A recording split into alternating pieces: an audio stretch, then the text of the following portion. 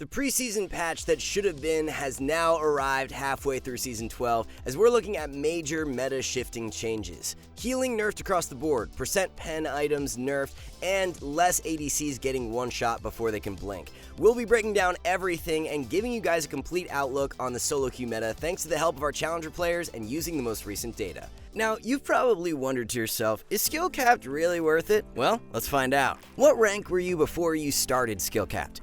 So I was bronze, but I think I was working my way back down to iron. May have been high silver, but I think I was gold. And what's the highest rank you've achieved with SkillCapped? I've got several accounts I've hit gold on. Diamond 2. Is there anything SkillCapped helped you learn that would have taken you longer without it? If I keep track of where that enemy jungler is, he's on the other side of the map, and it looks like he's ganking by bot lane, and I'm on the top side of the map. I can't get there in time, so there's no way I can impact that. I'm going to go seal his topside camps, or I'm going to grab Rift now.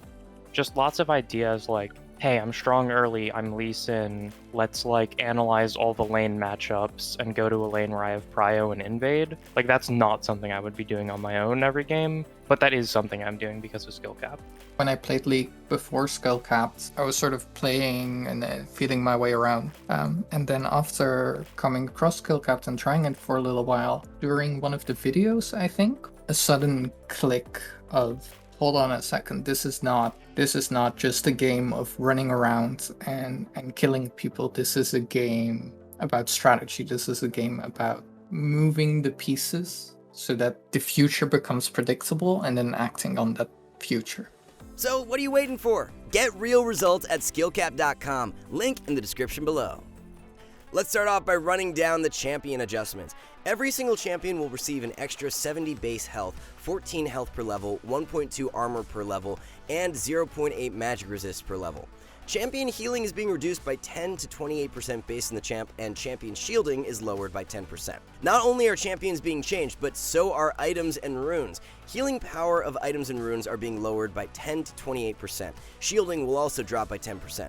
Grievous Wounds effectiveness is being reduced, going from 40 to 30% heal cut. Enhanced Grievous Wounds drops from 60 to 50%. Percent penetration items will have their power reduced by 5 to 10%. All turrets will now be dealing extra damage to compensate for the champion's stat buffs. Finally, Baron Nashor is going to be dealing more damage with his AD, going from 125 plus 8 per minute to 150 plus 10 per minute. So, what do all these changes mean for the top lane meta? With base health being increased, we're looking for strong scaling champions to see an uptick in strength.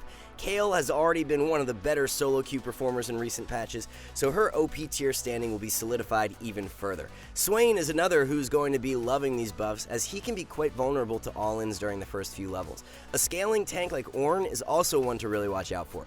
Ornn has the ability to upgrade his teammates' items at level 13, so with all the added durability, we should see games lasting longer, leading to Ornn being more valuable. Champions who scale with armor or magic resist like Malphite are going to see a boost in power.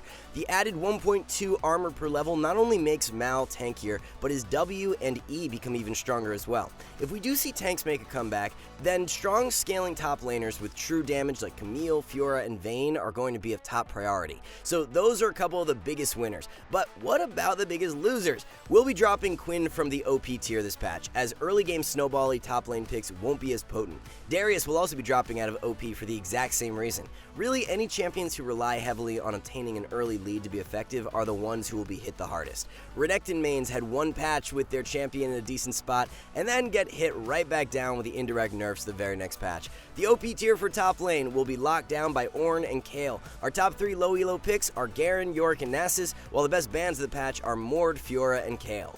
We may actually be looking at the first patch in a while where Lee Sin doesn't hold a top 3 play rate for jungle. Lee, Gragas, Nidalee, Elise, any of these highly volatile early game picks are going to become even more risky in 12.10. With all champions being tankier, it's going to be more difficult to secure kills when ganking, which opens up the playing field for hard farming scaling picks to rise.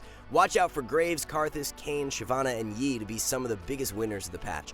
Tank junglers like Rammus, Volibear, Zac, and Nunu will become very enticing pickups, especially the Rammus. Just like Malphite, Rammus has armor scaling in his kit, so a buff to his armor per level helps him way more than the other champs. If we do end up seeing these scaling AD jungle picks like Graves, Kayn, and Yi rise up in priority, then Rammus becomes an even better option. Since armor per level is being increased for all champions, it indirectly nerfs lethality junglers. For that reason, we will be dropping Kha'Zix out of OP tier, while Talon and Shaco will also be dropping 1 tier themselves. Graves has really been liking the Umbral Glaive Rush in these previous patches, but with more armor in the game, a crit build will be of more value more often now. The OP tier for jungle consists of Rammus, Trundle, Nocturne, Volibear, and Wukong. High priority low elo junglers are Rammus, Volibear, and Shyvana. Volibear, Wukong, and Diana are a few of the most optimal ban options. Mid lane in solo queue has been heavily dominated by assassins for most of Season 12, but that is likely to change in 12.10. Talia will continue to dominate as the most OP mid lane pick, while other consistent damage mages like Vlad, Swain, and Cassio will be top tier picks. More durability means the harder it will be to one-shot targets, so champions that can thrive in extended skirmishes are going to be great.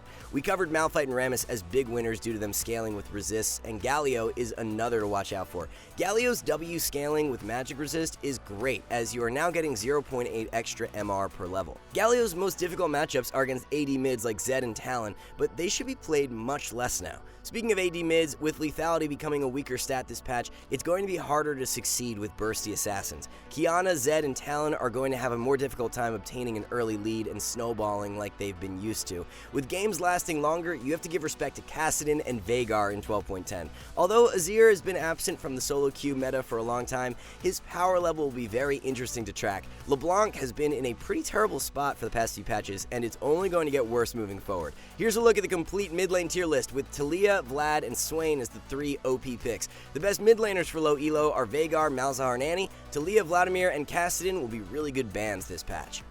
Making our way down to the bot lane, there are a bunch of meta-shifting topics to discuss. Even though ADCs are most commonly played in the carry role, AP carries are going to be absolutely nuts for 12.10. The reason so many of these mages thrive in the bot lane is due to being able to survive the laning phase easier. Playing a squishy mage mid lane against an assassin is not the best time, whereas down bot lane with a protective support, you have free reign to scale. Now that you have 70 added base health, it's going to be so free for picks like Veigar, Swain, Karthus, and Ziggs to stomp all over traditional marksmen. It's understandable if you don't want to play mages bot, but our analysts think having at least one in your champion pool for 12.10 will do you wonders. In regards to standard ADC picks, it's going to be the Cog and Vayne show. As a matter of fact, Cog held the highest win rate for any ADC in 12.9, so we can't even imagine how ridiculous it will be for 12.10. The big drawdown to playing Vayne is your lack of agency early on, but with it being more difficult for the enemy to kill you in lane, that weakness starts to fade away.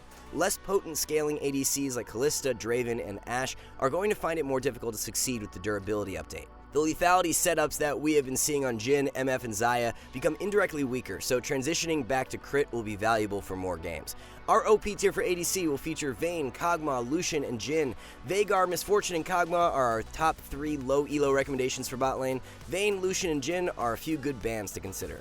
To round everything out, let's finish off by looking at the support role. Support is much harder to judge than other roles heading into 12.10, especially as to where enchanters will land.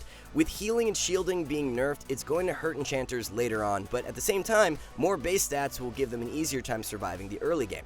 Reaching the later stages will be easier for picks like Sona and Soraka, but once they get there, they won't possess as much power as in previous patches. Since the healing on Moonstone is being nerfed, our analysts expect Shurelya's to be the most optimal mythic on the majority of enchanters. About 80% of Soraka players rush Moonstone in 12.9, but that number should drop off considerably this patch. Grievous Wounds being nerfed and healing dropping off means Putrefier won't be as attractive as a second purchase. Ardent and Staff of Flowing Water have been pushed to the wayside for a while now, but they should be coming back into meta for 12.10. A core build our analysts see popping off on many enchanters this patch is Shurelya's Rush into Ardent Censer or Staff of Flowing Water second. We've mentioned previously how underrated Even Shroud is on so many supports, and with Locket nerfed in 12.10, you need to be playing Even Shroud more. Alistair, Leona, Maokai, Rel, and Nautilus are a bunch of champions who should prioritize Even Shroud instead of Locket. Senna and Renata Glask will be the 2 OP support picks at 12.10. Janna and Soraka are 2 enchanters who will be hit the hardest by the changes, as they love building Moonstone. As long as you're prioritizing Shurelya's though, we can't see enchanters becoming that much weaker overall. Soraka, Nautilus, and Zyra are the best low elo supports. Renata Glask, Soraka, and Senna should be the top priority support bans. Alright guys, before we wrap this up, let's tell you a little more about SkillCapped. So, we offer a 5-division rank up guarantee, and think that's a pretty crazy thing to offer. It's like a gym membership guaranteeing you'll get ripped. Your local gym would go bust if they offered that, right? Not us. We've offered this for years because our service really does work. It works so well, in fact, that we're able to produce by far the largest catalog of premium league guides on the internet. We add over 20 videos a week with over 1,600 guides curated into over 100 courses no one can compare. We've also sent challenger players into ELO Hell 714 times and counting, where they commentate how to carry live. They also respond to all questions asked. Sign up today for as little as $6.99 a month if you are serious about improving. What a crazy patch this will be, and I'm sure we'll have a lot more to report midway through 12.10, so watch out for our mid-patch update tier list. Thanks everyone for watching, good luck out there in the Rift, and we'll catch you back soon.